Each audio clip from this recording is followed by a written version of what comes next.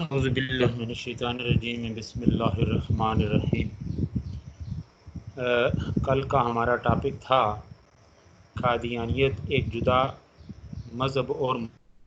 متوازی امت۔ اس حوالے سے لیکچر نمبر 3 میں کچھ پوائنٹس آپ کے سامنے میں نے ان کو ڈیفائن کیا تھا کہ جو علادگی کا جو پہلا سبب اور بنیادی سبب ہے وہ کیا تھا، دعوی نبوت۔ پھر اس کے بعد کہ قادیانیوں کے نزدیک سارے مسلمان کافر ہیں، قادیانی اسلام اور محمدی اسلام الگ الگ ہیں۔ پھر آگے میں نے یہ ڈیفائن کیا تھا کہ قادیانیوں کے نزدیک مسلمانوں کے پیچھے نماز جائز نہیں، اور اسی طرح مسلمان مردے کی نماز جنازہ جائز نہیں، مسلمانوں کے ساتھ رشتہ حرام۔ پھر قادیانیوں کے متبرک مقامات اور شخصیتیں الگ الگ ہیں۔ پھر اسی طرح قادیانی تقویم یعنی مہینے وغیرہ بھی الگ الگ ہیں، جن کے میں نے آپ کے سامنے نام بھی گنوائے تھے۔ تو اسی طریقے سے جنت اور دوزخ کا معاملہ بھی الگ ہے۔ تو یہ چند ایک چیزیں پھر میں نے آپ کے سامنے ڈیفائن کی تھی۔ اس کے بعد قادیانی تحریک کا سیاسی و اجتماعی کردار، اس حوالے سے بھی میں نے کچھ پوائنٹس آپ کے ساتھ وہ ڈسکس کیے تھے آپ تو اس میں نے بتایا تھا کہ یہ اس کا سیاسی اور اجتماعی کردار یہ رہا ہے، بلکہ بنیاد ہی یہی تھی کہ استعمار کی بے لوث وفاداری اور خدمت، یہ مطمع نظر تھا، اور اس کے بدلے مفاد حاصل کرنا۔ پھر ممانعت جہاد کے حوالے سے بات کی تھی۔ پھر یہ بتایا تھا آپ تک یہ انفارمیشن پہنچائی تھی کہ عالم اسلام کے سقوط پر یہ ان لوگوں نے قادیان میں جشن منایا تھا۔ پھر اس کے ساتھ ساتھ مسلمانان ہند کے ساتھ ان کا رویہ اس کے بعد ماندانہ ہو گیا۔ پھر یہاں تک آگے بڑھے کہ یعنی انہوں نے دہشت پسندانہ کارروائیاں کی اور اقتصادی بائیکاٹ بھی کیا، یعنی جو ان کے نزدیک کافر تھے یعنی مسلمان۔ پھر اور باتیں بھی ہوئی تھی کہ قادیانیوں کے اور صہیونیوں کے تعلقات کس نوعیت کے تھے۔ پھر جب یہ صورتحال اس حد تک آگے بڑھی تو اس فتنہ قادیانیت سے متعلق علماء اسلام کا رد عمل کس نوعیت کا تھا، وہ کون کون سے یعنی عام شخصیات تھیں جنہوں نے اس حوالے سے عملی طور پر چاہے وہ تحریری طور پر یا تقریری طور پر اسٹرگل کی۔ ان میں نے آپ کو چند ایک نام گنوائے تھے اور مختصر ان کا تعارف بھی کروایا تھا۔ ان کی اس حوالے سے جو اسٹرگل تھی اس کے بارے میں بھی آپ تک معلومات پہنچائی تھی۔ ان میں نمایاں نام یعنی سب سے پہلی جو شخصیت تھی مولانا محمد حسین بٹالوی، پھر مولانا ثناء اللہ امرتسری، یہ خاص طور پہ دیکھیں انہوں نے بڑا اس کے حوالے سے یعنی اس حوالے سے بڑی ان کی گراں قدر خدمات ہیں۔ پھر اس کے ساتھ ساتھ میاں سید نذیر حسین شاہ محدث دہلوی، مولانا محمد بشیر سہوانی، مولانا عبدالحق غزنوی، یہ ابتدائی 2-3 نام تو جو میں نے لیے ہیں، ابتدائی 2 نام اس حوالے سے، باقی پھر وہ بھی گویا کہ انہوں نے بھی یہ اس حوالے سے ان کی بڑی خدمات ہیں۔ یہ بھی انشاءاللہ میں جو بک آپ کو میں نے ریکمینڈ کی ہے اس میں ساری ڈیٹیل موجود ہے، پھر بھی پک وغیرہ بھی بنا کے انشاءاللہ یہ آپ کو سینڈ کر دوں گا۔ تو آگے ہم بڑھتے ہیں۔ جو آج کا آپ کا ٹاپک ہے وہ ہے کہ قادیانیت کے بنیادی خد و خال، قادیانیت کے بنیادی خد و خال، یہ اسکرین کے اوپر آپ دیکھ رہے ہوں گے۔ تو اس حوالے سے یعنی قادیانی جماعت کی پوری تصویر آپ کے سامنے ابھی میں اس کی رکھوں گا کہ ان کے بنیادی خد و خال کیا ہیں، یعنی ان کے عزائم، باقی مقاصد، اہداف۔ یہ سب سے پہلے آپ دیکھیں گے یہ مقاصد ہیں، یعنی یہ جو ٹاپک ہے آج کا اس کے مقاصد یہ ذرا اسکرین کے اوپر نوٹ کر لیں۔ قادیانیت کے بنیادی خد و خال، نمبر 1 مسلمان ہونے کے لیے مرزا قادیانی پر ایمان لانا۔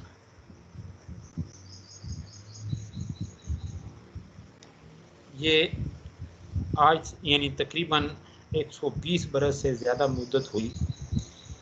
جبکہ انگریزی دور حکومت میں مسلمان غلامی کی زندگی بسر کر رہے تھے۔ پنجاب میں ایک شخص نبوت کا دعویٰ لے کر اٹھا جس قوم کو اللہ کی توحید اور رسالت محمدی کے اقرار نے ایک قوم، ایک ملت اور ایک معاشرہ بنایا تھا، اس کے اندر اس شخص نے کس نے قادیانی نے، مرزا قادیانی نے یہ اعلان کیا کہ مسلمان ہونے کے لیے توحید و رسالت محمدی پر ایمان لانا کافی نہیں ہے، بلکہ یعنی اس نے یہ اعلان کیا کہ اللہ اور رسول نے توحید اور رسالت محمدی، نبی پاک صلی اللہ علیہ وسلم کی ذات پر ایمان لانا کافی نہیں، یہی کافی نہیں بلکہ اس کے ساتھ میری نبوت پر ایمان لانا بھی ضروری ہے، اور جو اس پر ایمان نہ لائے وہ توحید اور رسالت محمدی صلی اللہ علیہ وسلم پر ایمان رکھنے کے باوجود کافر اور دائرہ اسلام سے خارج ہے۔ ٹھیک ہے، یہ ہے پہلے اس نے یہ مسلمان ہونے کے لیے اس نے کہا کہ مرزا قادیانی پر ایمان لانا گویا کہ ضروری ہے۔ اس کے برعکس کیا ہے، یعنی توحید و رسالت محمد صلی اللہ علیہ وسلم پر ایمان رکھنے کے باوجود اگر کوئی شخص قادیانی کی نبوت پہ، مرزا غلام احمد قادیانی کی نبوت پہ ایمان نہ لائے تو دائرہ اسلام سے خارج ہے۔ اور اس حوالے سے کل کے لیکچر میں یہ آپ پڑھ چکے ہیں کہ مسلمان ہونے کے لیے جو ہے نا مرزا قادیانی پر ایمان لانا کس قدر ضروری ہے۔ پھر اگر کوئی ایمان نہ رکھتا ہو تو وہ پڑھ چکے ہیں کل آپ، یا سن چکے ہیں، اسکرین پہ پڑھ بھی چکے ہوں گے کہ اس نے ڈکلیئر کر دیا کہ ایسے لوگوں کی شادی، بیاہ، باقی دیگر جو معاملات ہیں ان کے ساتھ شرکت کرنا جائز نہیں۔ نمبر نیکسٹ ہے جی، کفر اور ایمان کی نئی تفریق۔ اس بنا پر یعنی اوپر جو ہم نے یہ نمبر 1 پہ جو پوائنٹ ڈسکس کیا، تو اس بنیاد پر اس نے مسلم معاشرے میں کفر و ایمان کی نئی تفریق پیدا کی، اور جو لوگ اس پر ایمان لائے ان کو مسلمانوں سے الگ ایک امت اور ایک معاشرے کی شکل میں منظم کرنا شروع کر دیا۔ اس نئی امت اور مسلمانوں کے درمیان اعتقاد اور عملاً ویسی ہی جدائی پڑ گئی جیسی ہندوؤں اور عیسائیوں اور مسلمانوں کے درمیان تھی۔ وہ مسلمانوں کے ساتھ نہ عقیدے میں شریک رہی، نہ عبادت میں، نہ رشتے ناطے میں، اور نہ شادی و غمی میں۔ یہ اس کی ڈیٹیل بھی کل کسی نہ کسی انداز میں آپ یہ سن چکے ہیں۔ تو بہرحال یہ کہ ہندوؤں اور عیسائیوں اور مسلمانوں کے درمیان، یعنی یہ دیکھیں نا ہندو اور مسلمان، اب ہم نے دیکھیں نا یہ پاکستان کے قیام کا مطالبہ ہی اسی لیے کیا کہ ہماری معاشرتی اقدار ہندوؤں سے الگ ہے، ہماری معاشی اقدار ہندوؤں سے الگ ہے، ہماری خاص طور پہ مذہبی اقدار جو ہیں وہ ہندوؤں سے الگ ہے۔ تری مورتی کا اور اسلام کا کیا تعلق ہے؟ باقی جو ڈیٹیل آپ ہندو مت کے حوالے سے پڑھ چکے دیکھیں نا، اس کے اندر کیا کیا باتیں پائی جاتی ہیں، یعنی ایسی باتیں ہیں۔ اور پھر معاشرتی اعتبار سے پھر یہ دیکھیں نا یہ ذات کیا کیا چیز ہے، مزہ آتا ہے، خواتین کے حقوق یا وہ کس طرح ان کی کیا پوزیشن بنتی ہے، ستی کی رسما، یہ وہ ساری چیزیں۔ پھر یہ تو ہے نا معاشرتی اعتبار سے، معاشی اعتبار سے، خاص طور پہ مذہبی اعتبار سے، تو یہاں پہ بھی تو وہی چیزیں ہیں، ٹھیک ہے نا۔ تو پھر جب ہم وہ تو پھر تو کوئی مسئلہ ہی نہیں رہتا کہ اگر مرزا قادیانی کے اس دعوے کے مطابق گویا کہ اس کے اوپر اگر کوئی شخص یعنی توحید و رسالت محمدی پر ایمان رکھتا ہو، اس پہ ایمان رکھے، تو گویا کہ دائرہ اسلام سے خارج ہے۔ تو گویا کہ یہ نمبر 2 جو کفر اور ایمان کی نئی تفریق کس انداز میں پیدا کی، اس حوالے سے یہ بات آگے بڑھ رہی ہے۔ تو نمبر نیکسٹ ہے جی 3، انگریزی حکومت کی وفاداری۔ بانی مذہب کو اول روز سے یہ احساس تھا کہ مسلم معاشرہ اپنی اس قطع و برید کو بخوشی برداشت نہیں کرے گا اور یقیناً نہیں کر سکتا، اس لیے کہ اس نے اور اس کے جانشینوں نے نہ صرف ایک پالیسی کے طور پر انگریزی حکومت کی پختہ وفاداری و خدمت گزاری کا رویہ اختیار کیا، بلکہ عین اپنے موقف کے فطری تقاضے سے ہی انہوں نے یہ سمجھا کہ ان کا مفاد لازماً غلبہ کفر کے ساتھ ہے۔ یہی وجہ ہے کہ وہ ہندوستان میں ہی نہیں بلکہ تمام دنیا میں اس بات کے خواہشمند رہے اور عملاً اس کے لیے کوشاں رہے کہ آزاد مسلمان قومیں بھی انگریزوں کی غلام ہو جائیں، تاکہ ان میں اس نئے مذہب کی اشاعت کے لیے راہ ہموار ہو سکے۔ تو یہ ریفرنس بھی میں نے کل آپ کو بھرپور دیا تھا کہ یعنی کس طریقے سے ہے نا یہ انگریزوں کی حمایت اور جو ہے نا اس حوالے سے مسلمانوں کے خلاف ان لوگوں کے قدم اٹھتے رہے، کس طرح سے یہ جشن مناتے رہے، پھر کس طرح سے گویا کہ یہ اشتعال انگیز یہ جو ہے نا کاروائیاں کرتے رہے۔ تو بہرحال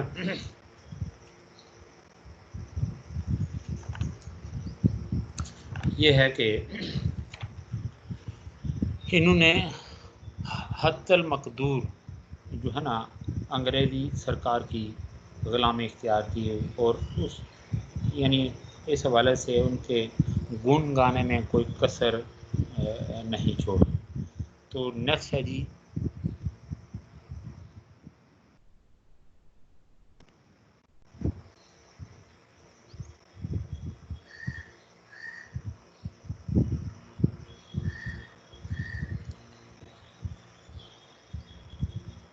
قادیانیت کو، یعنی حصول اہداف کے لیے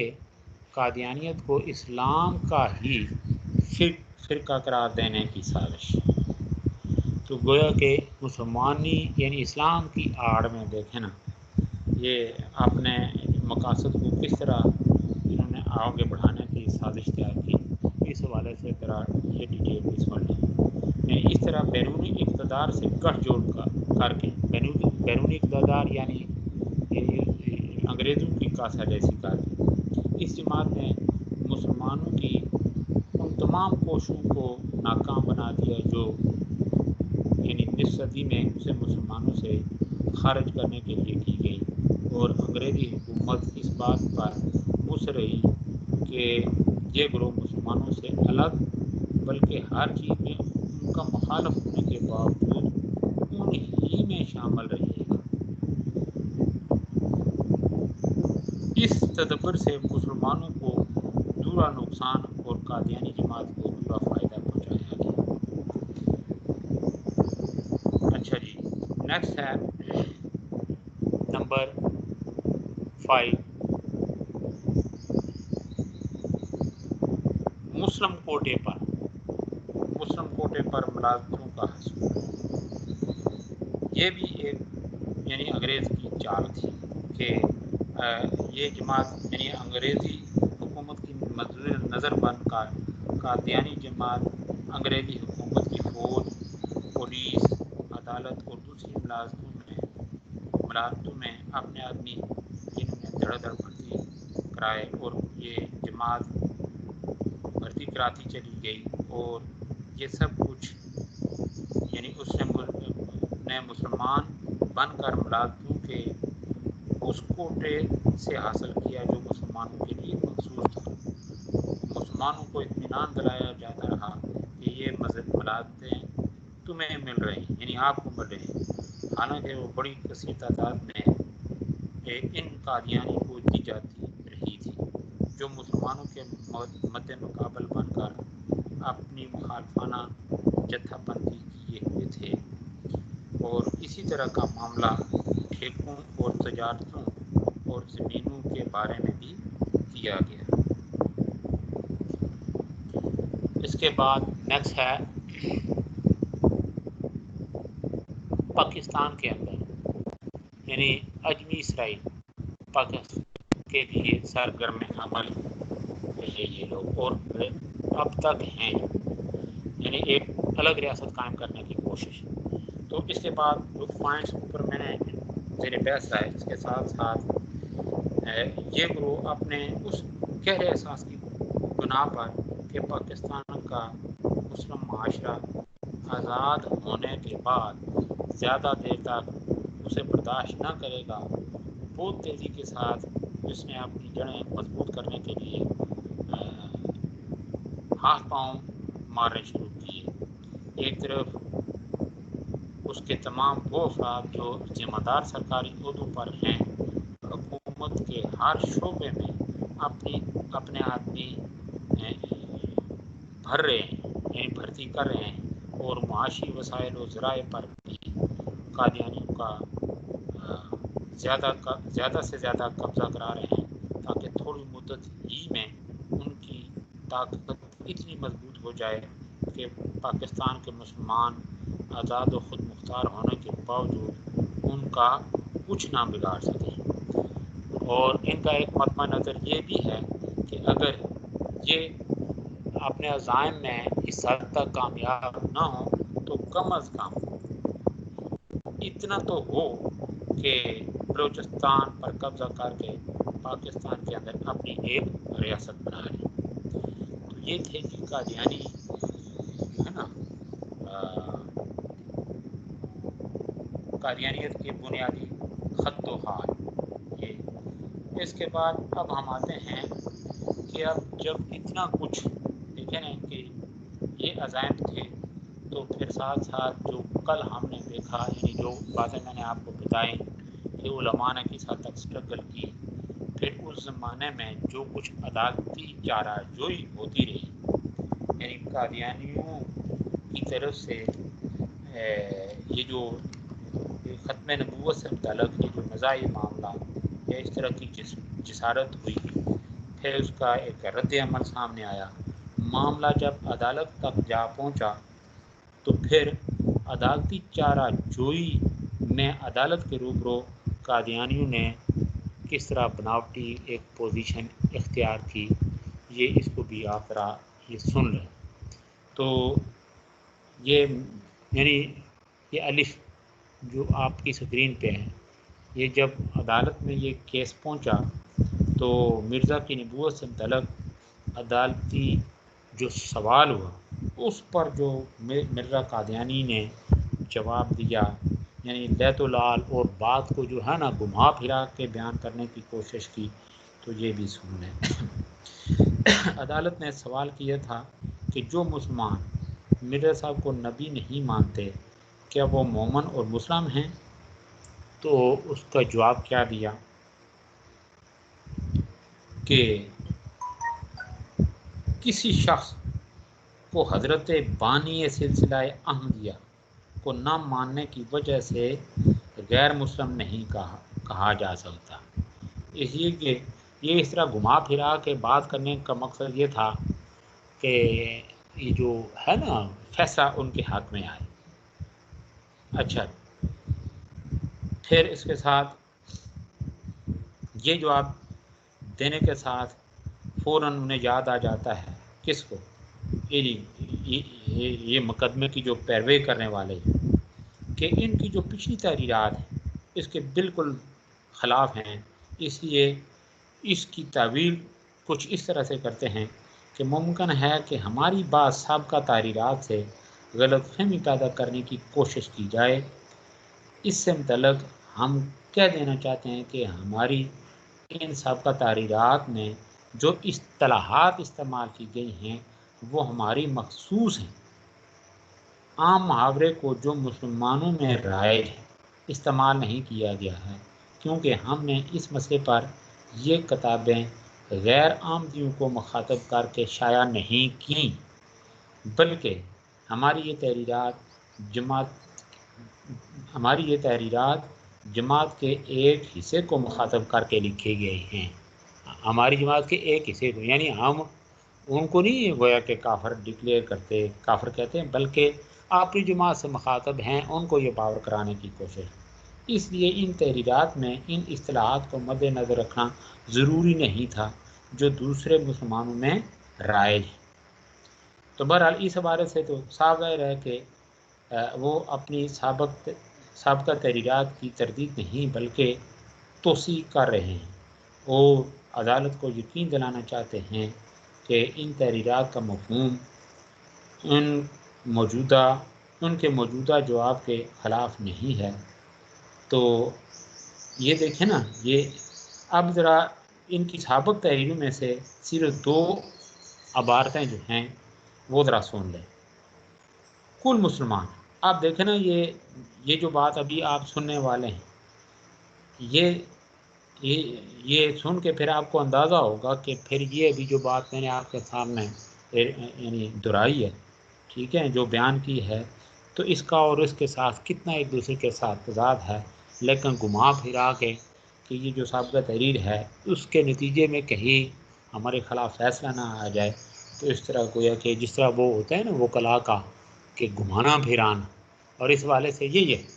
اللہ کے نبی نے فرمایا، میں نے 12 شاید یہ حدیث پاک آپ کے سامنے بیان کی ہے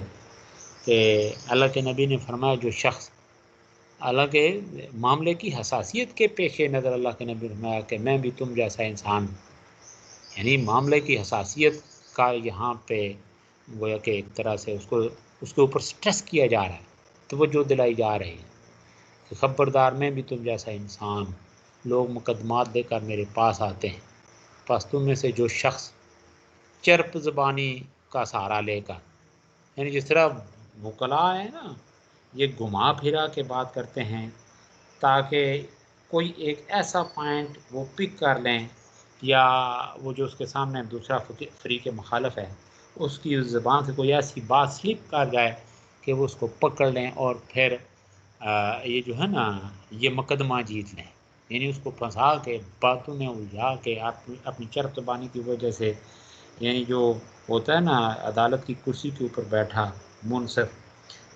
تو اس کو جو ہے نا اعتماد یا یقین دلانے میں کامیاب ہو جائیں، اور حالانکہ وہ یہ سمجھتا ہے کہ میں جو ہے نا حقدار کو حق نہیں دلا رہا ہوں، بلکہ جو اس کا حق نہیں بنتا وہ اس لیے کہ اس کے پس پردہ اس کے اپنے مقاصد ہوتے ہیں، یعنی وہ جو ہے نا وہ جو پیسہ اس کے عوض وہ وصول کرتا ہے، تو اس طرح پیسے کی بنیاد پہ کسی کا حق یا چرپ زبانی کی بنیاد پہ کسی کا حق یعنی دوسرے کو کی جھولی میں ڈال دینا، اسے اللہ کے نبی نے منع فرمایا، اور فرمایا کہ جو شخص چرپ زبانی کی وجہ سے جو اس کا حق نہیں ہے، تو وہ چرپ زبانی سے اس طرح وہ اپنے مقدموں کو بیان کرے کہ یہ تاثر ملے کہ یہ جو کہہ رہا ہے بالکل حق اور سچ ہے، واقعی مظلوم ہے، تو اپنے حق میں وہ فیصلہ لے لے، حالانکہ وہ جانتا ہے کہ وہ حق پہ نہیں ہے، تو اس طرح وہ ایسا نہ کرے، تو پھر میں اس کے لیے گویا کہ وہ حق نہیں بلکہ میں اس کے لیے دوزخ کے یعنی آگ کے ٹکڑوں میں سے ایک ٹکڑا اس کے لیے کاٹ رہا ہوتا ہوں،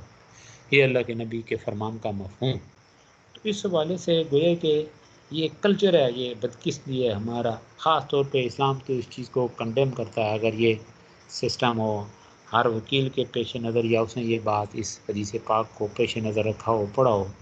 تو کم از کم دیکھیں نا وہ اپنی آخرت کو اس طرح تباہ نہیں کر سکتا، یعنی کسی کا حق جو ہے نا دوسرے کی جھولی میں وہ قطن ڈالنے کی جسارت نہ کرے، بلکہ اس بات کے لیے کھڑا ہونا چاہیے اسے کہ جو جس کا حق ہے اس کو ملنا چاہیے، یہ اسلام کا کلچر، چاہے وہ اپنی ذات کے اوپر دیکھیں نا وہ بات ہو، اپنی ذات کے مخالف بھی اس کو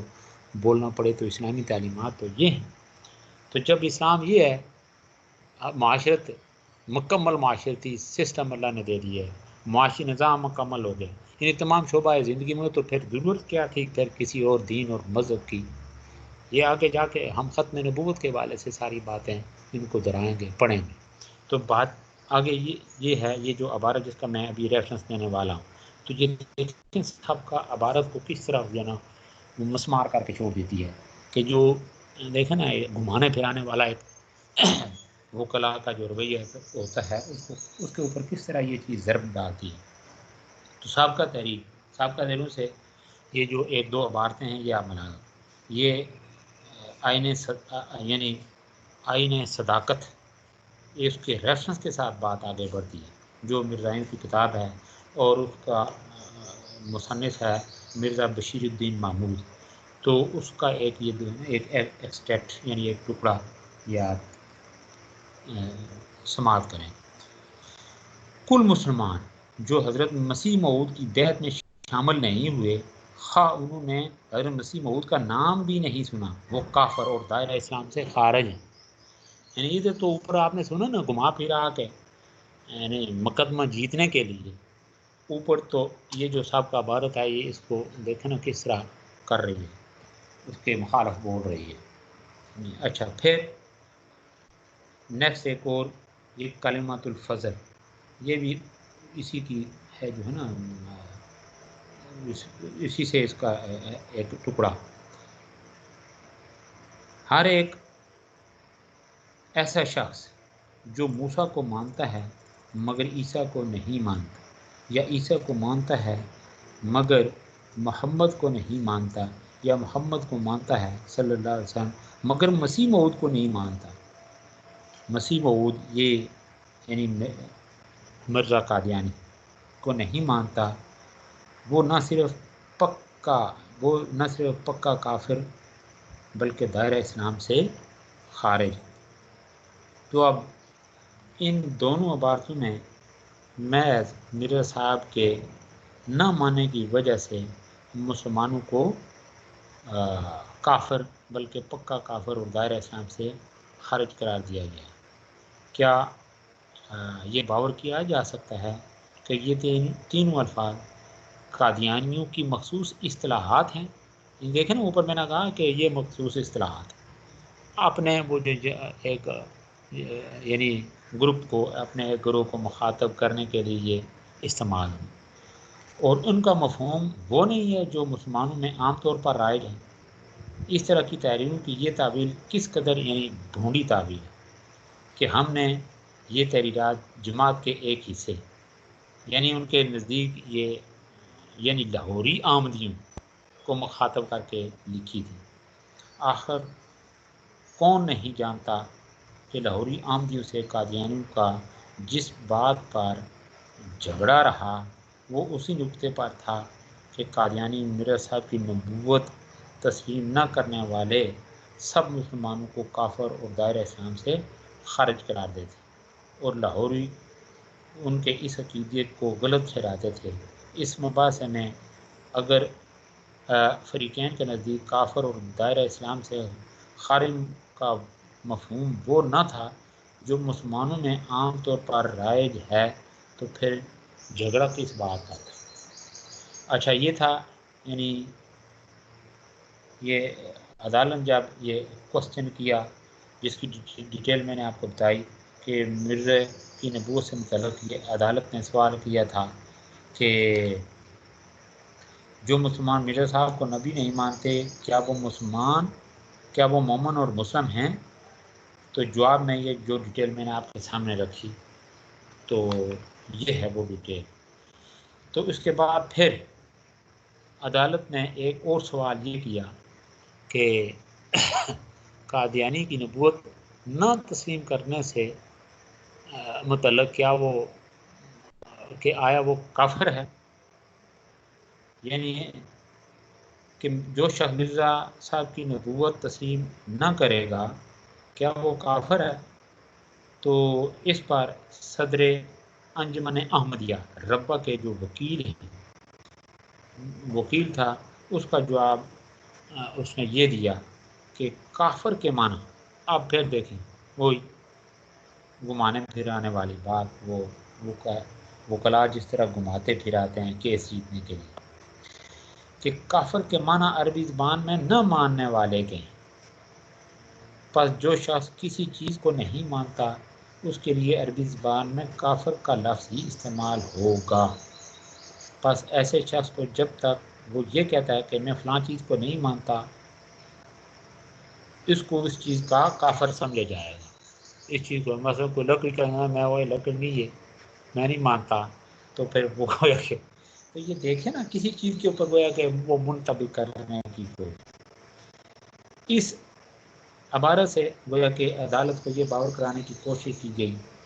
کہ وہ مرزا صاحب کو نہ ماننے والوں کو لغوی معنی میں کافر سمجھے، نہ کہ اس اسلام کے اصطلاحی معنی میں۔ لیکن یہ کیا تھا کہ صریح دھوکہ۔ تو اس حوالے سے بھی پھر آپ دیکھیں کہ یہ مرزا غلام قادیانی کے جو صاحبزادہ ہے یعنی بشیر احمد، اس کی جو اس حوالے سے عبارت ہے، یعنی یہ جو ہے نا یہ جس کے کافر کے معنی عربی زبان میں یہ ہیں، یہ سب گھمانے پھرانے کی کوشش کی، تو اس سے پہلے کے جو کمنٹس ہیں، جو الفاظ ہیں کس کے، جو عبارت ہے وہ بھی ذرا سن لیں اس ضمن میں وہ کیا عبارت ہے جو یعنی اس سے اختلاف کرتی ہے کہ ہمارا یہ فرض ہے کہ ہم غیر عامدی کو مسلمان نہ سمجھیں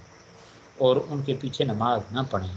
کیونکہ ہمارے نزدیک خدا تعالیٰ کے ایک نبی کے منکر ہیں۔ پھر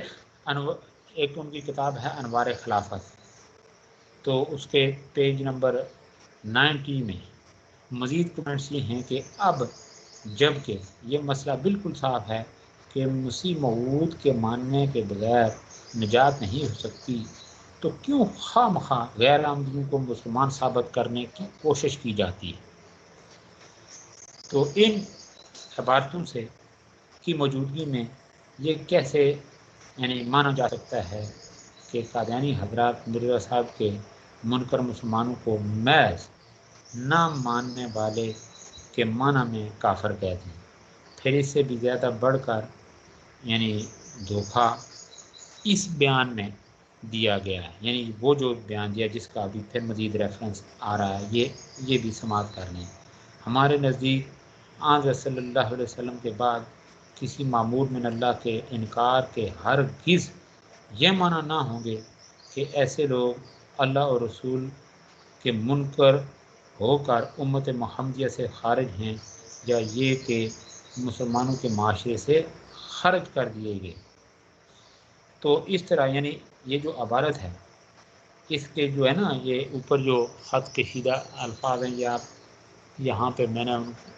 کو یہ خط کشیدہ یعنی اوپر وہ لائن ہی کھینچ سکا، تو بہرحال یہ جو خط کشیدہ بڑی ہوشیاری کے ساتھ یعنی اس طرح کے الفاظ استعمال ہیں۔ ان میں مسلمانوں کے دائرہ اسلام سے خارج ہونے کی نفی نہیں کی گئی ہے، بلکہ صرف امت محمدیہ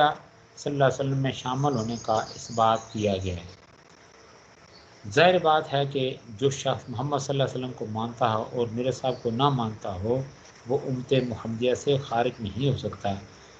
یہ بالکل ایسا ہی ہے جیسے حضرت عیسیٰ علیہ السلام کو ماننے والا آدمی حضرت محمد صلی اللہ علیہ وسلم کا انکار کرنے کے باوجود امت عیسویہ میں، اور حضرت موسیٰ کو ماننے والا شخص عیسیٰ کے انکار کے باوجود امت موسیٰ میں شمار ہوگا۔ البتہ ایسے کسی شخص کو دائرہ اسلام میں داخل نہیں سمجھا جائے گا۔ اسی طرح قادیانی حضرات میرے صاحب کے منکر مسلمانوں کو امت محمدیہ میں تو ضرور شامل سمجھتے ہیں، کیونکہ محمد صلی اللہ علیہ وسلم کے منکر نہیں مگر دائرہ اسلام سے بہرحال خارج سمجھتے ہیں، کیونکہ خدا کے ایک نبی کا انکار بھی آدمی کے دائرہ اسلام سے خارج کر دیتا ہے، اور ان کے نزدیک میرے صاحب خدا کے نبی ہیں۔ پھر وہ دوسرے فقرے میں وہ جو کچھ کہتے ہیں وہ یہ نہیں ہے کہ غیر عمدی مسلمان دائرہ اسلام سے خارج نہیں ہیں، بلکہ از راہ لطف و کرم صرف یہ کہتے ہیں مسلمانوں کے معاشرے سے خارج نہیں کر دیے گئے ہیں۔ ظاہر ہے کہ مسلمانوں کا معاشرہ ان کے قبضے میں نہیں ہے جس سے وہ کسی کو خارج کر سکیں۔ یعنی وہ دیکھیں نا پھر مسلم معاشرے کا نام لے کے تو پھر اس طرح بات کو گھمانے پھرانے کی کوشش کی. تو پھر اسی طریقے سے ایک یعنی تیسرا سوال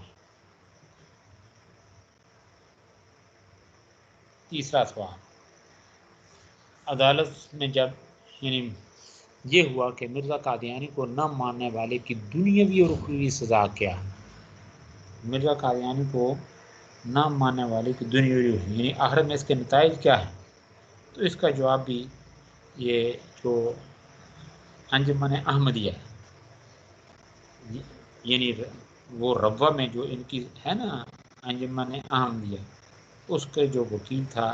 اس کا جواب یہ تھا. جب عدالت نے یہ سوال پوچھا کہ قادیانی کو نہ ماننے والے یعنی مرزا قادیانی کو نہ ماننے کو دنیاوی اور اخروی سزا کیا ہے، تو اس کا جواب یہ دیکھیں نا وکیل کیا جواب دیتا ہے کہ ایسے کافر کی کوئی دنیاوی سزا مقرر نہیں، وہ اسلامی حکومت میں ویسے ہی حقوق رکھتا ہے جو ایک مسلمان کے ہوتے ہیں. اسی طرح عام معاشرے کے معاملے میں بھی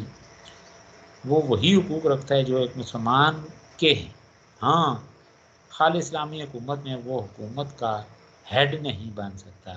باقی رہے اخروی نتائج، سو ان نتائج کا حقیقی علم تو صرف اللہ کو ہے. اب آگے اس کی تھوڑی ذرا تفصیل دیکھیں. یہاں یعنی یہ جو اوپر عبارت آپ نے سماعت کی، یہاں پھر عدالت کو بالکل جو ہے نا غلط انفارمیشن دی گئی، یعنی غلط اطلاع بہم پہنچائی گئی. اچھا، قادیانی حضرات مسلمانوں پر جس کفر کا فتویٰ لگاتے ہیں اس کے دنیاوی نتائج جو ہے نا صاحبزادہ بشیر احمد کے الفاظ میں دراصل یہ ہیں. یہ سنیں ذرا غور سے. حضرت مسیح موعود نے غیر آمدیوں کے ساتھ صرف وہی سلوک جائز رکھا ہے جو نبی کریم صلی اللہ علیہ وسلم نے عیسائیوں کے ساتھ کیا. غیر آمدیوں سے ہماری نمازیں الگ کی گئیں، ان کو لڑکیاں دینا حرام قرار دیا گیا، ان کے جنازے پڑھنے سے روکا گیا. اب باقی کیا رہ گیا ہے جو ہم ان کے ساتھ مل کر سکتے ہیں؟ دو قسم کے تعلقات ہوتے ہیں، ایک دینی، دوسرے دنیاوی. دینی تعلق کا سب سے بڑا ذریعہ عبادت کا اکٹھا ہونا ہے، اور دنیاوی تعلق کا بھاری ذریعہ رشتہ و ناتا ہے. سو یہ دونوں ہمارے لیے حرام قرار دیے گئے. اگر کہو ہم کو ان کی لڑکیاں لینے کی اجازت ہے تو میں کہتا ہوں نصارہ کی لڑکیاں لینے کی بھی اجازت ہے. اور اگر یہ کہو کہ غیر آمدی کو سلام کیوں کیا جاتا ہے تو اس کا جواب یہ ہے کہ حدیث سے ثابت ہے کہ بعض اوقات نبی کریم صلی اللہ علیہ وسلم نے یہودیوں تک کو سلام کا جواب دیا.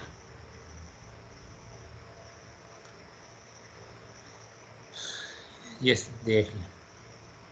رہے اب یہ تو ہے اس کفر کے اخروی نتائج، تو وہ خود مرزا غلام احمد صاحب پر نازل شدہ اعلام کے بموجب یہ ہیں: جو شخص یہ کاماز کے اندر جو شخص تیری پیروی نہیں کرے گا اور تیری بیعت میں داخل نہیں ہوگا اور تیرا مخالف رہے گا، وہ خدا اور رسول کی مخالفت کرنے والا جہنمی ہوگا. ٹھیک ہے، یہ ہے یعنی اس کے آپ نے دیکھا ہے دنیاوی اور اخروی سزا. تو اوپر تو دیکھیں نا، پہلے تو بات یہ جو ہے میں نے ابتدا میں کہ ایسے کافر کی کوئی دنیاوی سزا مقرر نہیں. تو اب یہ جو میں نے ریفرنس دیا تو اسے اندازہ لگا لیں کہ میں ایک چکما اور دھوکہ تھا جو وہ مقدمے کی پیروی کرنے والا جو وکیل تھا اس نے یہ کام کیا. پھر یہ عدالت کا یہ سوال تھا کہ کیا غیر آمدیوں کی نماز جنازہ جائز ہے. یہ تو کل اس کی بھی میں تفصیلات ویسے بتا چکا ہوں، لیکن چونکہ یہ عدالت کے اندر سوال اٹھا، عدالت نے یہ جو ہے نا ان لوگوں سے پوچھا، تو اس کا جواب یہ سوال تھا کہ کیا یہ آپ کی اسکرین کے اوپر کیا غیر احمدی کی نماز جنازہ جائز ہے؟ تو اس حوالے سے یعنی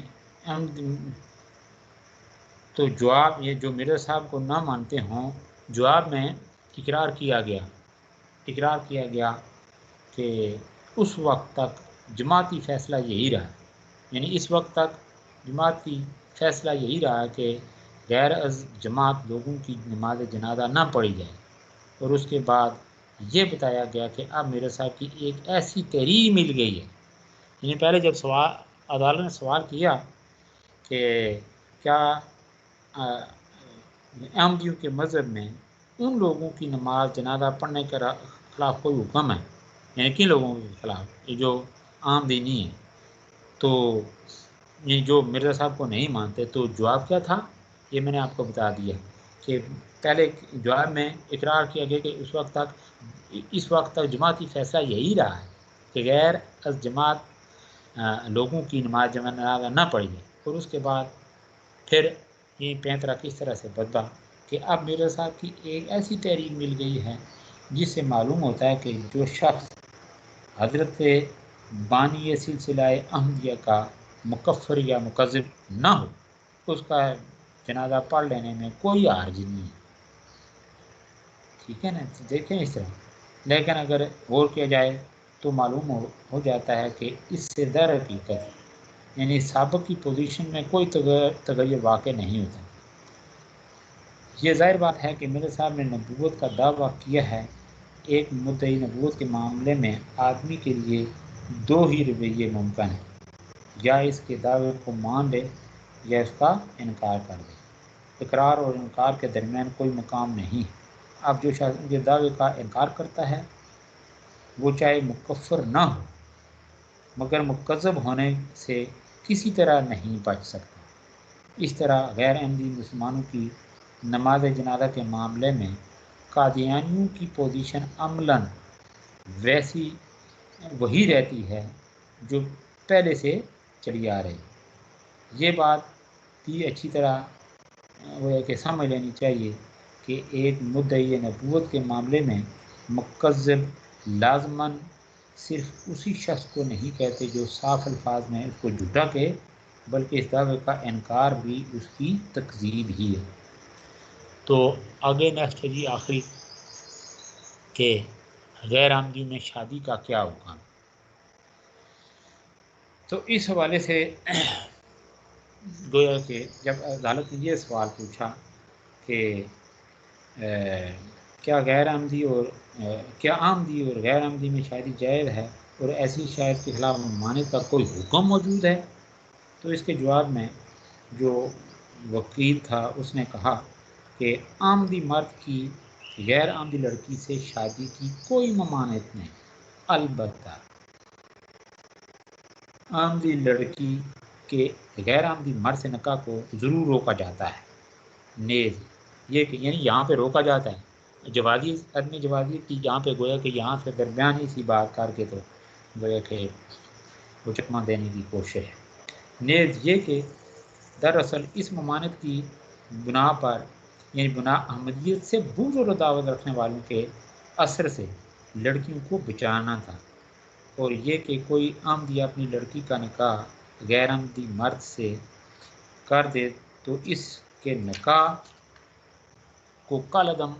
قرار نہیں دیا جاتا، لیکن اس جواب میں اصل پوزیشن عدالت کے سامنے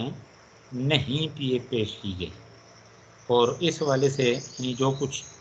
پر عدالت کے سوال کے جواب میں جو کچھ وکیل نے پوزیشن لی، تو اس حوالے سے اصل پوزیشن واضح نہیں کی عدالت پر، تو اصل پوزیشن وہ ہے جو اس کے صاحبزادے بشیر احمد نے وہ بیان کی تھی، یعنی اس کا کلمۃ الفضل، یہ جو ان کا اخبار تھا میگزین اور رسالہ، اس میں کس طرح سے یہ بیان کرتا ہے، یہ الفاظ بھی سماعت کر لیں کہ حضرت مسیح موعود نے غیر احمدی کے ساتھ صرف وہی سلوک جائز رکھا ہے جو نبی کریم صلی اللہ علیہ وسلم نے عیسائیوں کے ساتھ کیا، غیر احمدیوں سے ہماری نمازیں الگ کی گئیں ان کو لڑکیاں دینا حرام، یہ پہلے بھی ریفرنس دیا جا چکا ہے، پھر سن لیں۔ ان کو لڑکیاں دینا حرام کرا دیا، ان کے جنازے پڑھنے سے روکا گیا۔ اگر کہو کہ ہم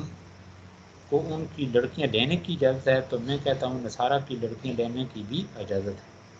ٹھیک ہے، گویا کہ وہ جو میں نے جس کا ریفرنس دیا یہ پہلے ریفرنس یعنی نماز جنازہ کے حوالے سے یہاں پہ بھی اسی طرح کا وہ ریفرنس ہے۔ تو یہ ہے جی یہ ان کی جو ہے نا اپنا ان کے جو ہے نا بنیادی خد و خال،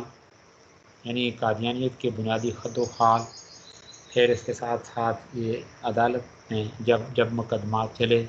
اور جو پوزیشن لی، یعنی اپنی بات سے یعنی اپنی بات کو گھما پھرا کر کے چکمہ دینے کی کوشش کی، تو یہ صورتحال بھی آپ کے سامنے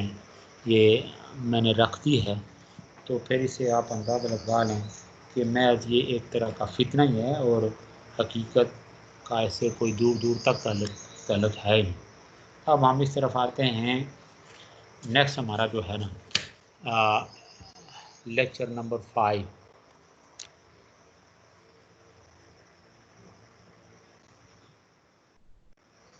لیکچر نمبر 5، قرآن و حدیث کی روشنی میں عقیدہ ختم نبوت۔ یہاں پہ آگے آپ ذرا آپ کی توجہ کی ضرورت ہے، آپ کی توجہ اس طرف رہنی چاہیے بھرپور طریقے سے۔ اس سے پہلے بھی جب کبھی ہم نے ہندو مت کو، پھر زرتشتیت کے حوالے سے، پھر کنفیوشی مت سے متعلقہ آپ نے پڑھا ہے، باقی کسی نہ کسی حوالے سے یہ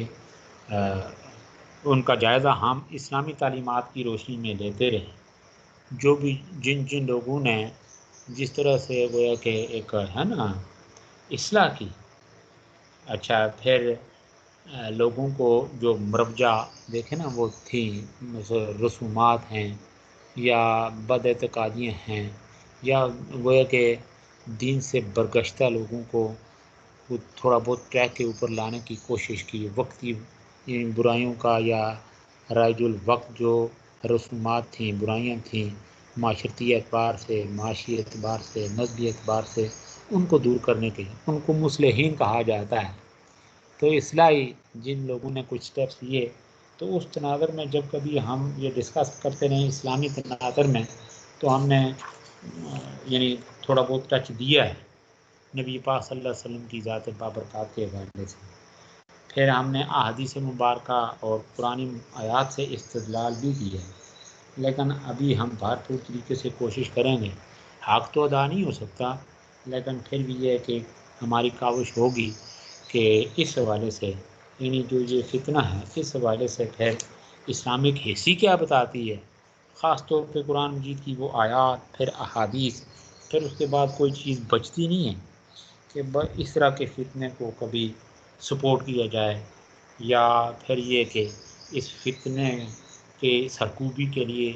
ایک مسلمان سٹرگل نہ کرے۔ بلا شبہ جن لوگوں نے سٹرگل کی ہے، اپنی جانوں کے نذرانے پیش کیے ہیں، وہ دنیا میں بھی سرخرو ہیں اور آخرت میں پھر اللہ ہی بہتر جانتا ہے کہ اس کا بدلہ ان کو کس صورت میں ملے گا۔ یہی ہے کوشش، ٹھیک ہے نا، یہی ہے کوشش۔ جہاد بس سیف ہے وہ آخری وہ تو مرحلہ ہے،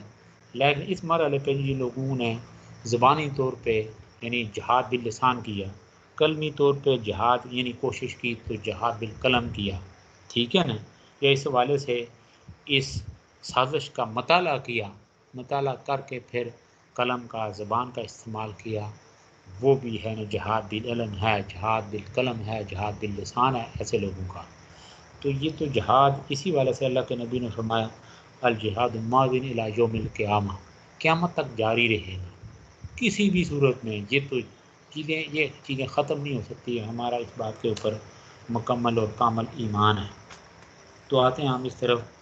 کہ قرآن و احادیث کی روشنی میں عقیدہ ختم نبوت۔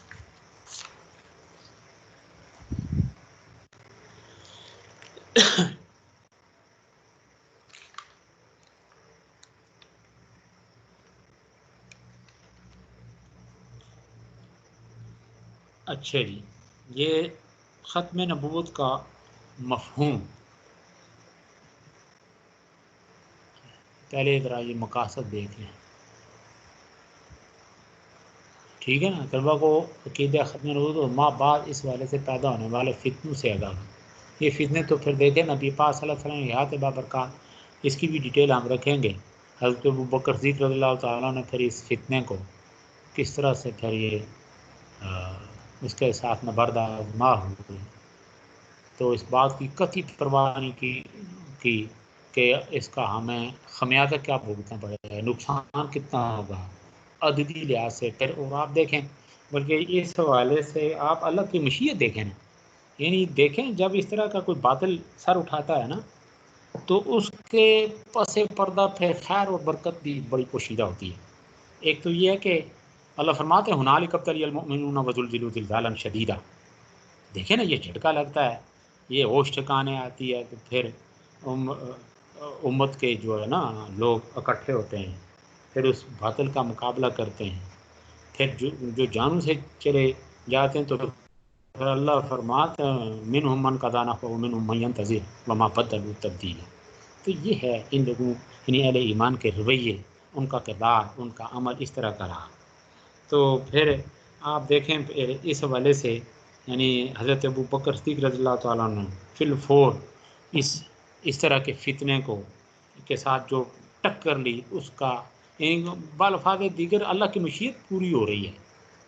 میں نے شاید آپ سے بات کی ہے کہ ہے نا لا تحرک بہ لسانک لتعجل بہ ان علینا جمعہ و قرآن، وہ وعدہ کیسے پورا ہو، یعنی اللہ کی مشیت کس طرح سے پوری ہو رہی ہے۔ کہ اور میں اسٹوڈنٹس کو اکثر کلاس میں کہا کرتا ہوں کہ اللہ یعنی ایک بہت بڑی تخریب جو ہے اس سے تعمیر کا پہلو کیسے سامنے آتا ہے۔ تخریب کیا ہے کہ جو ہے نا نبی پاک صلی اللہ علیہ وسلم کی جو ذات بابرکات ہے، جو سلسلہ نبوت آپ پہ ختم ہوتا ہے، اس والے سے پھر مسلمہ کذاب جو جسارت کرتا ہے، پھر اس کو جو ہے نا واسع جہنم کیا جاتا ہے، پھر اس کے بعد جو مسلمانوں کا نقصان ہوتا ہے، حفاظ کرام شہید ہوتے ہیں، تو پھر اس طرف توجہ جاتی ہے کہ جو قرآن مجید یعنی مختلف جن چیزوں کے بارے میں آپ نے پڑھا ہے ادر رسالت میں، قرآن مجید ان چیزوں کے اوپر یہ اس کی کتابت تھی، جمع کی اور تدوین کی صورت یہ تھی کہ سینوں کے اندر بھی اور متفرق ان چیزوں کے اوپر جن کی ایک ڈیٹیل ہے، پھر صحابہ کبار کے سینوں میں کس طرح سے محفوظ تھا۔ لیکن جب یہی اتنی تعداد میں جو صحابہ کبار شہید ہو گئے 70، تو اس وقت پھر اس طرف توجہ مبذول ہوئی کہ اس کو قرآن یعنی کتابی شکل میں اکٹھا کیا گیا۔ تو گویا کہ وہ کیا ہے تعمیر کا پہلو، تخریب کیا ہے وہ اس کے ساتھ مسلمہ کذاب کے ساتھ تصادم اور ٹکراؤ اس کی۔ تو یہاں پہ تعمیری عمل کیا، اللہ کی مشیت پوری ہو رہی ہے کہ ان علینا جمع و قرآن۔ تو اب اس کے لیے حالات اس طرح کے پیدا ہو گئے کہ پھر اس طرف مسلمانوں کو توجہ دینا پڑی، تو چنانچہ پھر خیر ہی خیر، پھر اس کے بعد قیامت تک کے لیے پہلے بھی کوئی شک و شبے والی بات تو تھی نہیں، لیکن اللہ تعالیٰ کی مشیت پوری ہو تو پھر اسی سے یہیں سے گویا کہ ایک ہے نا کہ اس کے بعد یہ کوئی دعویٰ کرنے والا یا اس طرح کی جسارت کرنے والا، اس طرح کا کوئی کلیم کرنے والا اپنے دعوے میں جھوٹا ہے اور باطل ہے، اور اس کے حمایت کرنے والے بھی پھر اسی صف میں یہ جھوٹے اور باطل ہیں، اس کے اندر کوئی حقیقت اور صداقت نہیں ہے۔ تو بات ہو رہی تھی عقیدہ ختم نبوت، یعنی ختم نبوت کا مفہوم یہ ہے کہ نبوت و رسالت کا جو سلسلہ حضرت آدم علیہ السلام سے شروع تھا وہ نبی کریم صلی اللہ علیہ وسلم پر آ کر ختم ہو گیا۔ یہ آیت آپ نے سورہ احزاب کی جو آیت ہے، آیت نمبر 40، یہ پہلے تو یہ اینول سسٹم میں اسٹوڈنٹس کے سلیبس میں یہ آیت مبارکہ شامل تھی، یہ آیت نہیں ہے اپنا سورہ مبارکہ سورۃ الاحزاب، اس کے بڑے مضامین بڑی چیزیں ہیں۔ اور پھر دیکھیں نا قرآن مجید کی ویسے تو آپ نے پڑھا کہ ہر آیت ہر حرف یہ علم و حکمت کے موتیوں سے لبریز ہے، اسی لیے کہ اس کو قرآن کہا جاتا ہے کہ جملہ علوم و معرف کا خزانہ، علم و حکمت کے موتیوں کا مجموعہ۔ تو یہ سلیبس میں شامل تھی اس یعنی سورہ احزاب جس کا میں نے ریفرنس دیا ہے آیت نمبر 40، اللہ فرماتے ہیں ما کانا محمد ابا احد من رجالکم ولکن رسول اللہ و خاتم النبیین. ٹھیک ہے نا. تو گویا کہ جو سلسلہ یعنی نبوت و رسالت کا جو سلسلہ حضرت آدم علیہ السلام سے شروع ہوا تھا وہ نبی پاک صلی اللہ علیہ وسلم پر آ کر ختم ہو گیا. آپ صلی اللہ علیہ وسلم اللہ تعالیٰ کے آخری نبی و رسول ہیں. آپ صلی اللہ علیہ وسلم نے کی امت جو ہے یہ آخری امت، یعنی امت آخری امت، کتاب آخری کتاب، دین آخری دین. ٹھیک ہے نا. اور ان کی حیثیت کیا ہے؟ عالمگیر. ٹھیک ہے نا. نبی پاک صلی اللہ علیہ وسلم کی حیثیت ہے، قرآن مجید کی حیثیت عالمگیر، پھر اسلام کی حیثیت عالمگیر. یہ خصائص قرآن پڑھیں گے، خصائص النبی پڑھیں، پھر یہ بک آپ کے سلیبس میں شامل ہے رحمت للعالمین، یہ اس کی منصور پوری کی. تو جو ہے نا یہ ذرا خصائص نبوت وہ پڑھ لیں، پھر خصائص قرآن. یہ ہر کتاب میں آپ ایم اے لیول کی ہر کتاب میں مثلا آپ قرآن جی کے والے سے، یا آپ کا جو پہلا پیپر ہے یہ میرے والا جو ہے، پھر دوسرا ہر جگہ پہ یہ یعنی خصائص اسلام، خصائص النبی، خصائص قرآن یا اعجاز القرآن یہ آپ پڑھتے ہی ہوں گے اور بار بار پڑھتے ہوں گے. یہ آپ کے سلیبس میں شامل ہے. اس سے ریلیٹڈ کتنے یعنی کوئی کوشچن بہرحال آتے ہیں تو ان کو پھر دوبارہ آپ نظر سے گزاریں. تو آپ صلی اللہ علیہ وسلم اللہ تعالیٰ کے آخری نبی رسول ہیں. آپ کی ابھی بات ہوئی آپ صلی اللہ علیہ وسلم کی امت آخری امت، اور آپ صلی اللہ علیہ وسلم پر نازل شدہ کتاب آخری یعنی کتاب، یعنی آخری آسمانی کتاب. اب قیامت تک کسی انسان پر وحی کا نزول نہیں ہوگا. یہ ہے اسلامی تعلیم. دنیا کے کسی بھی خطے میں اب کوئی نبی و رسول نہیں آ سکتا. رسول اللہ صلی اللہ علیہ وسلم کے بعد جو شخص نبوت کا دعویٰ کرے گا وہ جھوٹا اور مکار ہوگا. ٹھیک ہے. تو یہ میں نے ابھی آپ سے بات کی کہ نبی پاک صلی اللہ علیہ وسلم کے وصال کے فوراً بعد یعنی حضرت ابوبکر صدیق رضی اللہ تعالیٰ کے بعد اب ظاہر ہے جس نے یہ ناپاک جسارت کی، اس طرح کی بات کی، تو پھر اس کے ساتھ مسلمان کس طرح سے نبرد آزما ہوئے، یہ بات میں ہلکی پھلکی آپ سے کر چکا ہوں. کلاس میں بھی باتیں ہوتی رہی ہیں، بلکہ قرآن مجید کی جمع و تدوین کے والے سے اس والے سے اب قرآن مجید کے ریفرنس سے ہم بات کرتے ہیں. عقیدہ ختم نبوت قرآن حکیم کی روشنی میں ہمارا یہ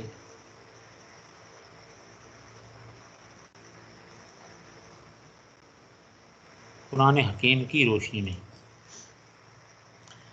یہ قرآن مجید میں تقریباً 100 کے لگ بھگ ایسی آیات ملتی ہیں جن میں کہیں تو وضاحت سے اور کہیں اشارتاً نبی پاک صلی اللہ علیہ وسلم کی ختم نبوت کو بیان کیا گیا ہے. تو ہم ٹاپک کے اعتبار سے یہ چند ایک جو ہے نا آیات مبارکہ، اس کے ریفرنس سے میں بات آگے بڑھاتا ہوں. یعنی جس آیت مبارکہ کا یا سورہ مبارکہ کا اور آیت مبارکہ کا ابھی میں نے ذکر کیا، تو پہلے ہم اسی ریفرنس سے بات آگے بڑھاتے ہیں. یہ سورہ احزاب میں اللہ تعالیٰ کا ارشاد ہے کہ ما کانا محمد ابا احد من رجالکم ولکن رسول اللہ خاتم النبیین، یعنی محمد صلی اللہ علیہ وسلم تمہارے مردوں میں سے کسی کے باپ نہیں،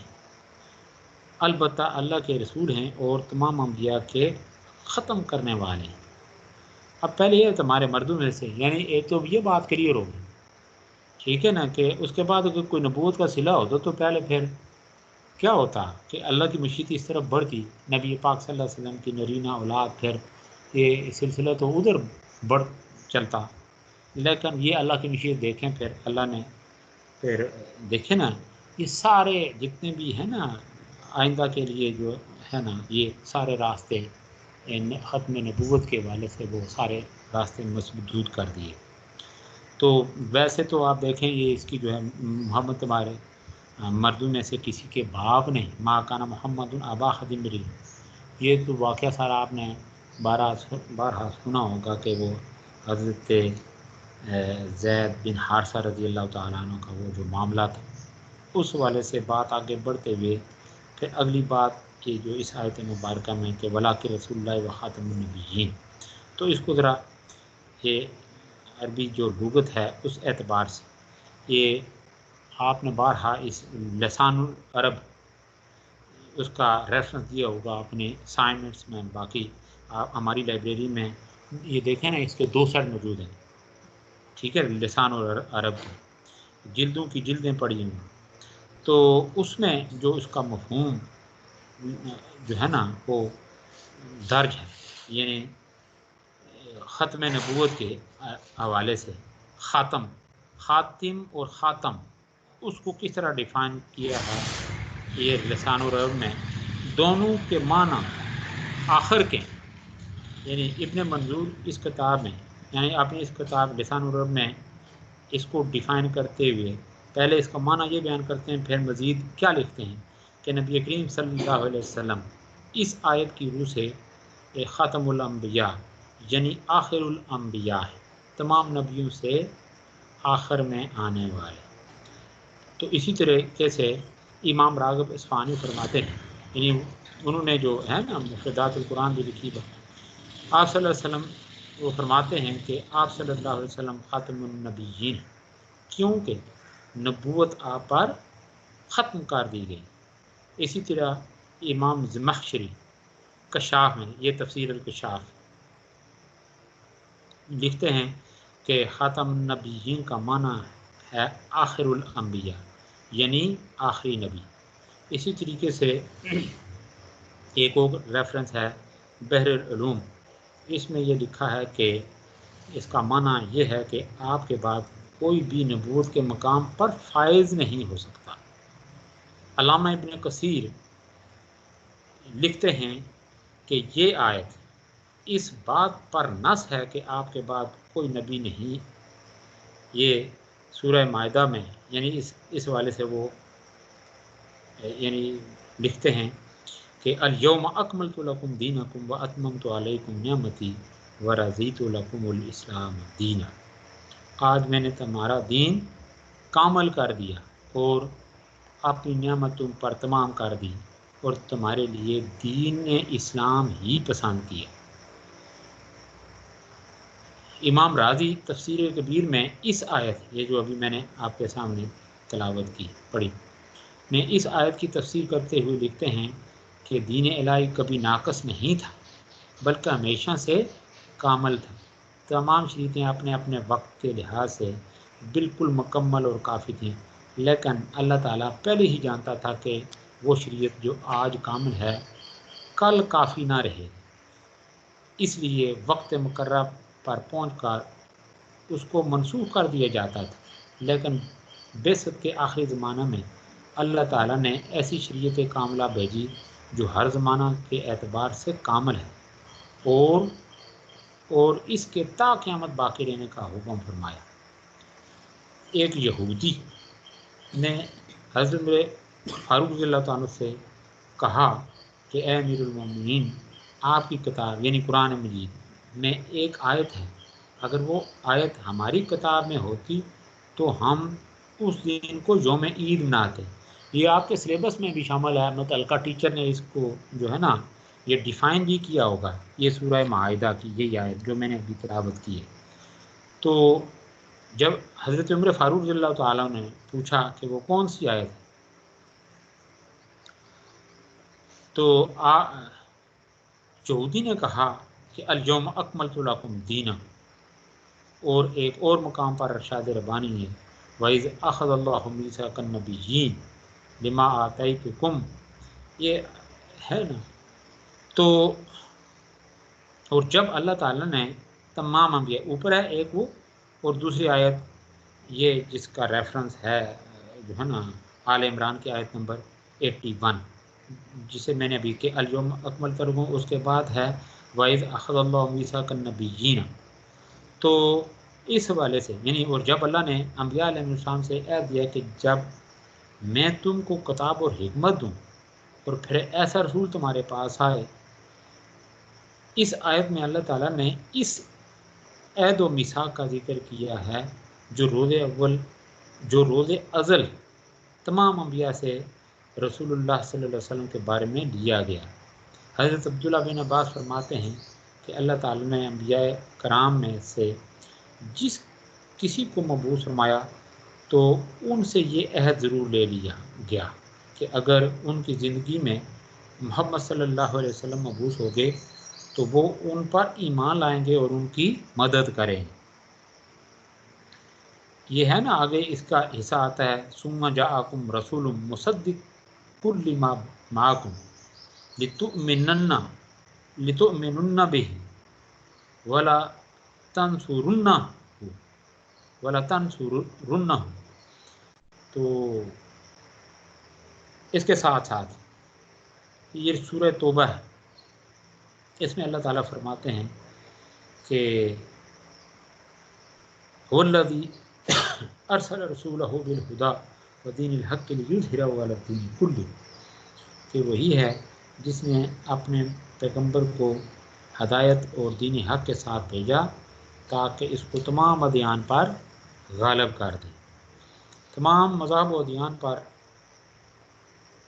کسی دین کا غلبہ اس وقت ہی ثابت ہوتا ہے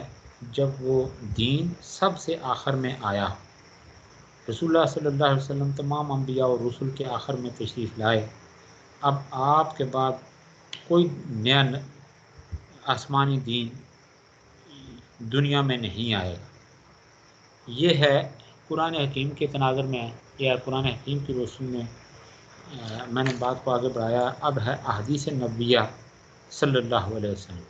ان نبی احادیث عقیدہ ختم نبوت احادیث مبارکہ کی روشنی میں۔ یہ اس حوالے سے جس طرح دیکھیں نا 100 کے لگ بھگ ہم نے کہا کہ قرآن مجید کی ایسی آیات ملتی ہیں کہیں وضاح سے اور کہیں اشارتاً، جس میں ختم نبوت سے متعلق ہمیں آگاہ کیا گیا اللہ تعالیٰ قرآن مجید میں۔ تو اسی طریقے سے خود نبی پاک صلی اللہ علیہ وسلم نے اس حوالے سے یہ جو ہے نا یہ آپ کا فرمان گرامی کیا ہے یہ بھی ذرا سن لیں کہ 100 سے زائد تقریباً احادیث ایسی ہیں جو ختم نبوت پر دلالت کرتی ہیں۔ تو چند کا ریفرنس ذرا آپ یہ سماعت کر لیں، آپ کے پاس ہوگا بھی یہ تحریری سرمایہ یہ احادیث کی صورت میں یا قرآن مجید کے حوالے سے یا باقی دیگر جو کتب آپ پڑھتے ہیں۔ تو اس حوالے سے اللہ کے نبی کا فرمان ہے، یہ راوی ہیں حضرت ابو ہریرہ رضی اللہ تعالیٰ، یہ روایت کرتے ہیں کہ رسول اللہ صلی اللہ علیہ وسلم نے فرمایا میری مثال اور دیگر تمام انبیاء کی مثال ایک محل کی سی ہے، یعنی قصر نبوت کے بعد کے بارے میں اللہ کے نبی کا فرمان ہے، ایک محل کی سی ہے جسے خوب بنایا گیا تھا، یعنی بڑی خوبصورت محل جس کو دیکھ کے لوگ تعریف کریں، تعریف کیے بغیر رہ نہ سکیں، مگر ایک اینٹ کی جگہ چھوڑ دی گئی۔ دیکھنے والے آتے تھے، عمارت کی عمدگی اور اس خالی جگہ کے متعلق تعجب ظاہر کرتے تھے اور کہتے تھے کہ یہ ایک اینٹ بھی کیوں نہ رکھ دی گئی تاکہ مکان کی تعمیر مکمل ہو جاتی، یعنی قصر نبوت مکمل ہو جاتا۔ اب میں ہوں جس نے اس خالی جگہ کو بھر دیا ہے اور مجھ سے ہی قصر نبوت مکمل ہوا اور میں ہی خاتم النبیین۔ نمبر نیکسٹ ہے جی کہ حضرت جبیر بن مطعم رضی اللہ تعالیٰ عنہ روایت ہے، یہ فرماتے ہیں کہ میں نے رسول اللہ صلی اللہ علیہ وسلم کی زبان اطہر سے سنا کہ آپ صلی اللہ علیہ وسلم نے فرمایا میرے کئی نام ہیں، میں محمد ہوں، میں احمد ہوں، میں ماہی ہوں، یعنی اللہ نے میرے ذریعے سے کفر کو محو کر دیا، میں حشر ہوں کہ لوگ قیامت کو میرے بعد اٹھائے جائیں، میں عاقب ہوں اور عاقب وہ ہوتا ہے جس کے بعد کوئی اور نبی نہ ہو۔ پھر ایک اور حدیث مبارکہ ہے کہ جو حضرت ابو ہریرہ رضی اللہ تعالیٰ ان سے روایت ہے کہ رسول اللہ صلی اللہ علیہ وسلم نے فرمایا مجھے سب انبیاء پر 6 باتوں میں فضیلت ہے۔ یہ بھی میں بارہا آپ کے سامنے ویسے بیان کر چکا ہوں کہ اللہ کے نبی نے فرمایا مجھے اللہ نے جوامع الکلم بنایا، پھر روح کے ذریعے سے میری مدد فرمائی، روح زمین کو میں جو ہے نا میرے لیے مسجد بنا دیا ہے، اور یہ باقی ہیں جو ڈیٹیل میں آپ کے سامنے رکھتا رہا ہوں۔ تو چھٹی بات کا ذکر کرتے ہوئے آپ صلی اللہ علیہ وسلم نے فرمایا کہ میری ذات پر انبیاء کی آمد کا سلسلہ ختم ہو گیا، یعنی فرمایا انا خاتم النبیین لا نبی بعد۔ اسی طریقے سے حضرت ابو امامہ رضی اللہ تعالیٰ عنہ یہ فرماتے ہیں، روایت ہے کہ رسول اللہ صلی اللہ علیہ وسلم نے خود تحیۃ الوداع میں فرمایا لوگوں یاد رکھو میرے بعد کوئی نبی نہیں اور میں تمہارے بعد کوئی امت نہیں۔ آگے حضرت سعد بن ابی وقاص رضی اللہ تعالیٰ عنہ سے روایت ہے کہ رسول اللہ صلی اللہ علیہ وسلم نے حضرت علی رضی اللہ تعالیٰ عنہ فرمایا کہ تم میرے ساتھ ایسے ہو، یعنی میری اور تمہاری نسبت ایسی ہے جس طرح حضرت ہارون اور حضرت موسیٰ کے ساتھ، مگر میرے بعد کوئی نبی نہیں ہو سکتا، اس لیے تم ہارون کی طرح نبی نہیں۔ یعنی یہ بات بھی کلیئر فرما دی، نسبت تو بتا دی کہ تعلق اور یہ جو ہے نا نسبت اس طرح کی ہے، لیکن یہ کہ تم ہارون کی طرح نبی نہیں ہو۔ اسی طریقے سے حضرت صوبان ایک اور حدیث مبارکہ جس کے راوی حضرت صوبان رضی اللہ تعالیٰ عنہ سے روایت ہے کہ رسول اللہ صلی اللہ علیہ وسلم نے فرمایا میری امت میں 30 شخص ایسے ہوں گے جو کذاب ہوں گے، ٹھیک ہے نا، ان میں سے ہر ایک کا گمان یہ ہوگا کہ وہ نبی ہے، حالانکہ میں خاتم النبیین ہوں اور میرے بعد کوئی نبی نہیں ہے۔ اسی طریقے سے ایک اور حدیث مبارکہ جس کو حضرت ابو ہریرہ رضی اللہ تعالیٰ عنہ سے نے روایت کیا ہے، آپ فرماتے ہیں کہ رسول اللہ صلی اللہ علیہ وسلم نے فرمایا بنی اسرائیل کی سیاست خود ان کے انبیاء کیا کرتے تھے، جب کسی نبی کی وفات ہوتی تو اللہ تعالیٰ کسی دوسرے نبی کو ان کا خلیفہ بنا دیتا تھا، اس کا ذکر قرآن جی نہیں، لیکن میرے بعد کوئی نبی نہیں، البتہ خلفاء ہوں۔ حضرت عائشہ صدیقہ رضی اللہ تعالیٰ عنہ، اسی طرح ایک اور حدیث مبارکہ ہے جو حضرت عائشہ صدیقہ رضی اللہ تعالیٰ عنہ بیان فرماتی ہیں کہ اللہ کے نبی صلی اللہ علیہ وسلم نے فرمایا میرے بعد نبوت میں سے کوئی جز باقی نہیں رہے سوائے مبشرات۔ صحابہ نے عرض کیا یا رسول اللہ مبشرات کیا چیز ہیں؟ آپ نے فرمایا اچھے خواب جو کوئی مسلمان خود دیکھے یا اس کے لیے کوئی اور دیکھے۔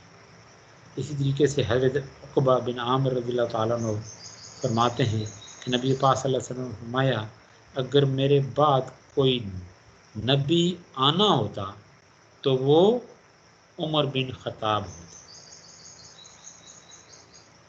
پھر یہ دیکھیں نا حضرت علی رضی اللہ تعالیٰ نے جب نبی پاک صلی اللہ علیہ وسلم کو یعنی ان میں غسل دیا یا غسل دے رہے تھے تو حضرت علی رضی اللہ تعالیٰ عنہ کی زبان اطہر پہ یہ الفاظ جو قابل غور ہے، یعنی آپ رضی اللہ تعالیٰ عنہ یعنی آنکھوں سے آنسو جاری ہیں اور اللہ کے نبی کو غسل دیتے ہوئے یہ فرما رہے ہیں کہ میرے ماں باپ رسول اللہ صلی اللہ علیہ وسلم پر قربان ہوں، آپ پر قربان ہوں، آپ کی وفات سے وہ چیز ختم ہو گئی جو اور کسی شخص کی وفات سے ختم نہ ہوئی تھی، یعنی نبوت اور اخبار غیب اور آسمانوں سے خبروں کا آنا اب ختم ہو گیا، یعنی وحی کا سلسلہ، نبوت کا سلسلہ اور وحی کا سلسلہ بھی ختم ہو گیا۔ تو بہرحال یہ جی اجماع امت جو ہے اس حوالے سے امت کا اجماع ہے۔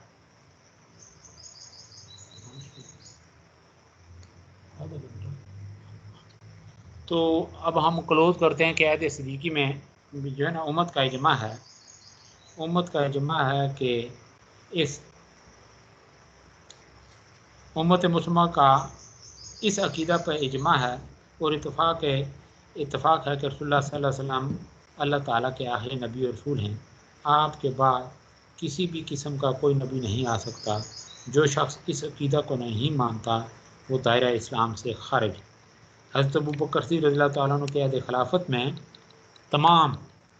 صحابہ کرام نے مدعیان نبوت، یعنی جن نے مثلا نبوت کا جھوٹا دعویٰ کرنے والے جو تھے، مدعیان نبوت یعنی نبوت کا جھوٹا دعویٰ کرنے والے، ان میں یعنی جو لوگ شامل تھے مثلا مسیلمہ کذاب، اسود عنسی، طلیحہ بن خویلد، سجا بن الحارث وغیرہ کے خلاف باقاعدہ جہاد کر کے یہ ثابت کیا کہ رسول اللہ صلی اللہ علیہ وسلم کے بعد نبوت کا دروازہ بند ہو چکا۔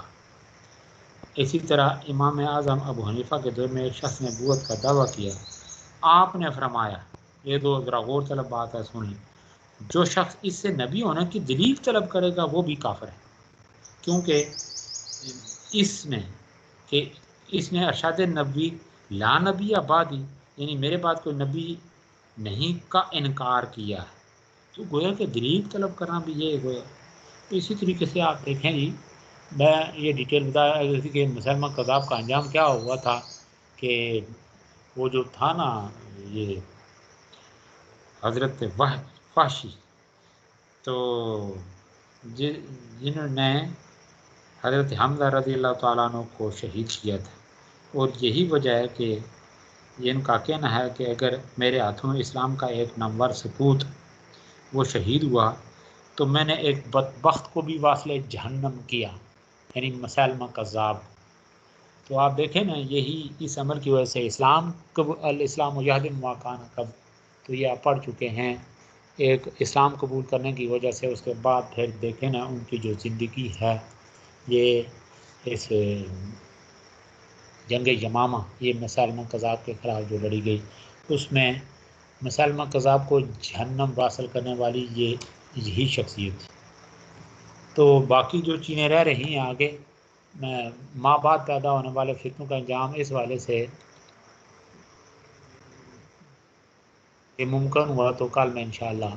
تھوڑی بہت روشنی ڈالوں گا۔ تو اگلا ٹاپک بھی ہے جو ہم نے کل کور کرنا ہے، اس کے ساتھ چند یہ باتیں جو رہ رہی ہیں یہ بھی آپ کے ساتھ ہو جائیں گی۔ اللہ تعالی ہم سب کا حامی ناصر ہو۔ جو چیزیں آپ نے سننی ہیں اس پر اللہ تعالی عمل کرنے کی توفیق عطا فرمائے۔ عقیدے کے اعتبار سے